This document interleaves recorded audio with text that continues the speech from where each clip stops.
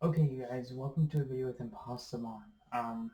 Obviously, we went from just Digimon to actually the My Hero CCG now. So this is basically an introduction to it. So this is going to be a deck profile on Mei Hatsume. She's actually a character from Crimson Rampage. I think she's really nice because of her toolkit. She does have a lot of things she can do that changes around things in the long term for you. Again, I am sorry if the video is a little bit blurry. I'm still getting used to the recording software. I haven't exactly set up everything properly. I feel there's more things I need to do. But getting right into it, Mei Hatsume states, before the game begins, search your deck for 4 copies of Box Full of Babies. Remove them from the game. First form, meaning the first thing that you do during your turn. You build 1 copy of Box Full of Babies from your remove from the game pile. Okay. Now that's really really good because Box Full of Babies actually does really good stuff in this deck. And then enhance flip 1 foundation. Your tech or weapon attack gets +1 damage for each asset in your stage. So meaning that if you have 6 assets or 5 assets in your stage, it's going to be getting +5 damage or +6 damage. So meaning you're able to push in damage. Obviously, being able to use this at certain points can win you the game. And we are going to be playing it on the life symbol. So in My Hero, you have to follow the symbols. The symbols basically mean everything. But in the My Hero Academia specific universes, you can only pick one of the 3 symbols here. Okay, so like this is chaos or something, I believe, or evil, and this is life. So we're choosing life this time. Um, just because the kit is really good for life. Um, so moving forward, we are going to start with the foundations because I'm playing a different list than almost everyone else. Just because I wanted to play some spicy options. So we're playing 4 copies of Tight Lipped. Just states enhance, flip 1 foundation. Your attack gets +1 damage. So obviously, we're going to be flipping foundations quite often, especially with the Mei Hatsume herself. And the further late game we get with her, the longer and better our damage is going to be, or higher and better our damage is going to be. My bad. So this is going to be able to help out with that. Next, we're playing 4 copies of Release. Just states destroy 1 foundation. Your check to block this attack gets +2. So if there's swinging offs or something with an extremely high amount of speed, this obviously is a very good option, allowing us to sit there and get +2 on our block. Next, floating around my babies. Can be taken in so many different ways, but we'll focus on this. So it just states enhance, remove the top 3 cards from your discard pile. This attack gets +1 damage. Being able to go and sit there if your opponent has 0 cards in hand, increase the amount of damage to go for a game is substantially better than a lot of other things. So this is really good. It definitely will go and help us win out in the long run. We're playing 4 copies of Recovery Girl's Kiss. Just states flip, gain 1 as an enhance. Obviously, this is more of a late game deck. So being able to take your opponent into late game is really, really, really good.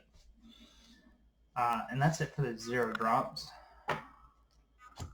We are just going to go through the 4-ofs and then we'll go down to the lower quantities. So it's not like we're just doing 0 drops now and etc. It's just this is the way I want to do it. I want to do zeros first because the zeros are your cheapest cards to play. And most of them are always at 5. Anyway, we have 4 copies of Walkling. Literally states flip this attack. If this attack is blocked, it deals no damage. So it does a lot of things in the format, especially since there is a couple cards of Flash. In comparison to what they were last set, they are more relevant, and so they do a lot more things. There's actually a deck that I was playing against a friend of mine online. I actually enjoyed playing from one of the promo characters from last set, Kamui Woods, and I was using some flash attacks from Crimson Rampage, and it was doing some damage, doing pretty nice things. So anyway, being able to go and negate damage or mitigate damage is always a huge thing, especially for Mei. Her kit's just so good for it. Moving on to the next card. First villain encounter. Just states enhanced. Commit your attack gets +1 speed and +1 damage. Your next range attack this turn gets -1 difficulty. We do play a good amount of range attacks in this deck, so it definitely helps to be able to give them -1 difficulty, because being able to play them for, let's say, 3 or even 2, depending on the situation, is substantially better. Sorry, you guys. Substantially better than playing them for like 4 or 5. And then Deadlock Enhanced, which means that your opponent has to have more than 10 foundations on their side of the field. Flip, your rival adds 2 foundations from their stage to their card pool. So being able to force your opponent to go and get rid of resources is obviously a very, very good way to go and control them out and be able to stop them from doing certain plays. Next, we got 4 copies of Excited for Blood. It literally just states response flip after your rival loses health, gain 4 health, and response once per turn, lose 2 health after your rival loses health to draw 1 card. It's a win more button basically. Being able to go and take you into the late game without having to get like 1 lunched is really, really good. And then also being able to just net more and more cards is obviously very, very good. Next on to the weird ratios. We're playing 3 copies of Face Shield. Response remove. After you block with this card, this attack deals no damage. Flip this attack after it resolves. So meaning that when they go and they swing on you, okay, if you block with this card specifically in your card pool, okay, you can remove it then from your card pool. The attack will deal no damage, and you flip their attack after it resolves. So meaning that let's say they get something. God, what was it? That Chariot. Chariot just states that as long as it's face up in your card pool, all your attacks get +1 speed, I believe it was. So being able to remove this out of that is really, really good and really dumb in certain situations. Next, 3 copies of Successful Sales Pitch. Commit after your tech attack deals damage, reveal the top 4 cards of your deck.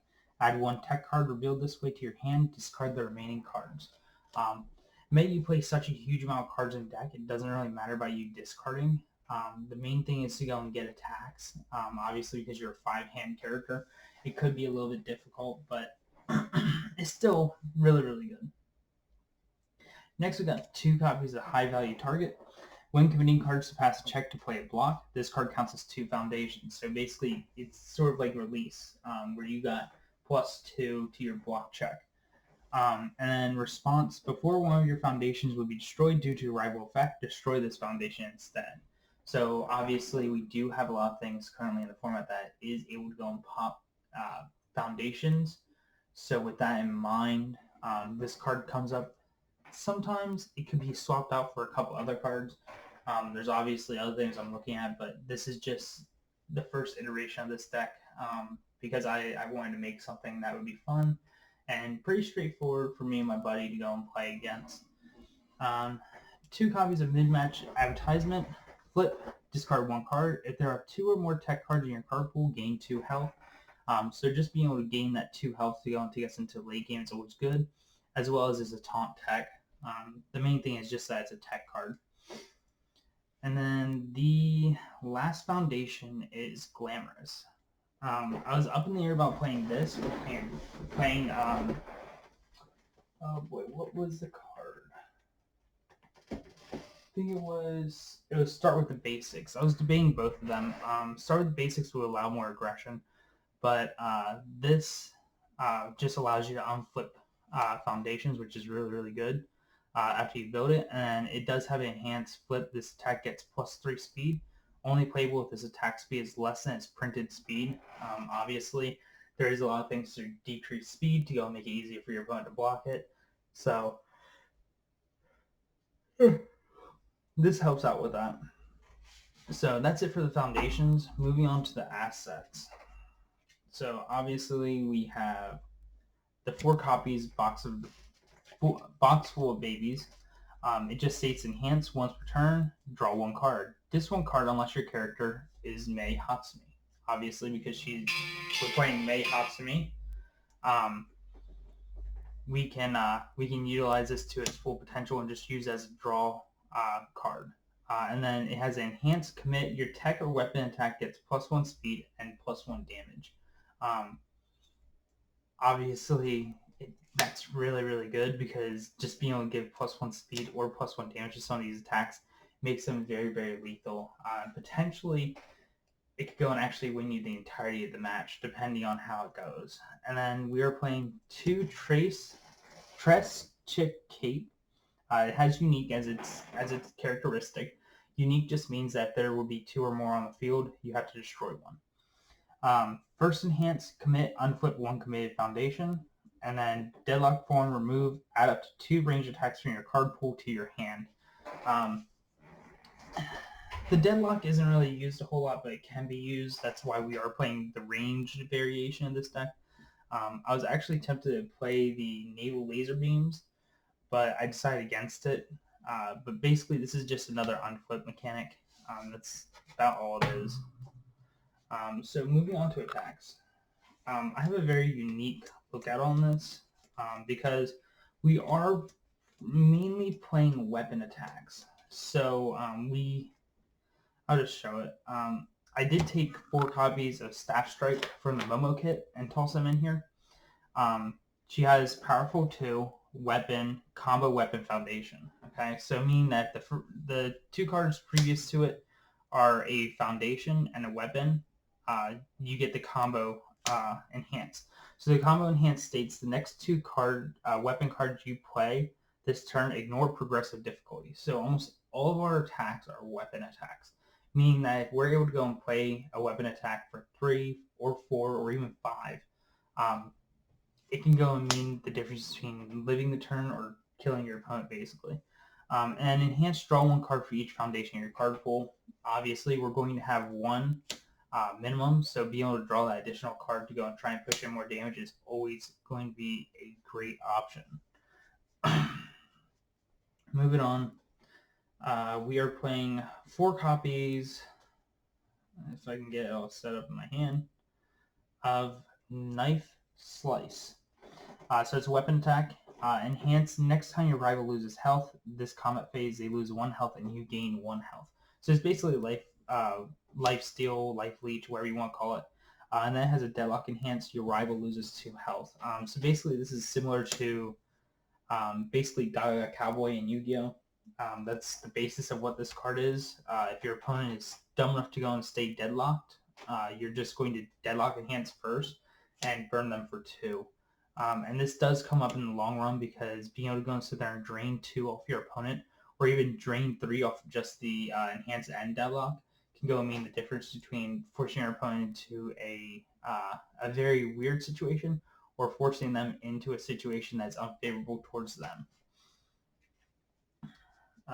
Next, we are playing, this may be stupid, but we're playing 4 copies of Netgun Surprise. Netgun Surprise just states response card pool, remove after your rival plays an attack, reduce its speed to 1. So being able to reduce an attack down to 1 is great, especially since we do have cards that have flash in the format. This response still triggers, so it does do a good amount. And we also have stun too, so that way if we use this actually as an attack, it does force our opponent to commit 2 foundations as an enhance, basically. So that's really good. Next, we are playing 4 copies of Wire Arrow. It just states enhance it. This attack deals damage. Add 1 tech card from your discard pile to the top of your deck. And enhance, add 1 asset from either player's stage to their momentum. So being able to force, let's say, Trace Cape Leches or whatever, or Trace Chick Cape into our momentum to go and gain advantage through Powerful, which Momo does have for her kit, could go and make a couple things happen. It just basically means we're going to increase damage is all it really does. But being able to go and sit there and enhance this attack deals damage, add 1 tech card from your discard pile to the top of your deck. Being able to do that and then just follow up with like anything that lets you draw a card could actually go and extend your combo even further depending on where it is. And then we decided to play 3 copies of Electromagnetic Stomp. There is better options to go and play in here. Obviously, you have the where did I put it? It was right here. Yeah. You can play the 4 copies of Home Run Comet, which would go and work better with the momentum that you're going to be gaining from some of these cards. I just feel that the Momo kit was just a little bit too good to not use. So I decided against using this. Of course, it is a weapon, so you could argue that, hey, look, you could just play it and just play it for 4, take out the 5-drop Knife Slice, but like, or you can even take out the Stash Strike for it. But like, I don't know. I really enjoy the Toga Momo aspect to this because being able to basically Gaga Cowboy your opponent for 3 is not a bad option. Even being able to burn them for 1 is still great. Obviously, you do have certain situations that come up that it's like, hey, look, this doesn't exactly work well. These do, or these don't work well, and these do, etc. So this definitely is going to be a sideboard option. I'm going to have them in there just in case if I do want to do it, but it's not a guaranteed thing yet. So I hope you guys enjoyed the deck profile. Obviously, we're going to be starting to do more of them. I'm probably going to try to go and get to 2 videos a week. I'm not exactly sure though right now because my work schedule is a little weird. But just keep your eyes out, obviously. And if you guys want me to, I can even possibly do a giveaway for some Cruisin' Rampage stuff. I'm pretty sure I can get a hold of some packs and everything, which I can just, if you guys want to go and do, I guess, if you like, comment, and subscribe to this video, and then leave a comment on who your favorite character is from Cruisin' Rampage. We will either I'll send you 2 packs, or otherwise I can go and give you some rares or something that would be more beneficial towards the community, obviously, and work towards everyone. I want to grow this community a lot, and I hope that you guys actually enjoy this stuff. So, with that, I bid you guys adieu.